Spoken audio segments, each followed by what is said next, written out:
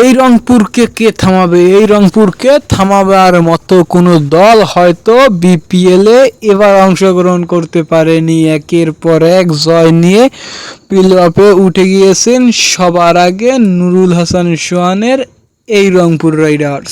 1-2 match নয়, টানা 8টি ম্যাচ জিতেছে। তবে 8টি ম্যাচই খেলেছে রংপুর রাইডার্স, একটি ম্যাচেও হারার স্বাদ পায়নি এলএক্সএলসের এই শিষ্যরা। এই রংপুরকে নিয়ে একটু কথা বললে সেটা বাড়তি হওয়ার কথাই নয়, কারণ বরিশাল হোক কিংবা ঢাকা, চট্টগ্রাম কিংবা খুলনা, রাজশাহী এমনকি সিলেট, কোনো টিমই রংপুর রাইডার্সকে হারাতে পারেনি।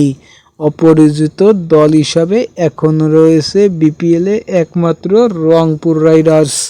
2025 আসরে দেখা যাক তারা অপরাজিত হয়ে চ্যাম্পিয়ন হতে পারে কিনা। তবে শুভকামনা রইল, এলএক্সএল চলে যাওয়ার পরও রংপুর রাইডার্স একটুও ঘাটতিতে পড়েনি। সাইফুদ্দিনের মতো পেসার এবং অলরাউন্ডাররা আছে।